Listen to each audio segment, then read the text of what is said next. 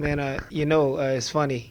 Like I had cousins who couldn't sing, and what they would do is we would be in the choir, and they would try to force themselves not to sing. But I always could hold a note, man, and it was crazy. And I always sung like in church. So my dad, was in the ministry, so I kind of picked up on the piano thing and playing singing, and as I grew, I became a big Brian McKnight fan, big Silk fan, big H Town fan. So I just kind of like patted myself like with all of that, surrounded myself with that kind of music. But I really started off like in the church, you know, and you like 8 years old, and they like, can you, we're gonna get him to come sing a solo. You know what I'm saying? So that's how I jumped off. Like, and it was a real big church I went to. So, it was kind of like you could get it up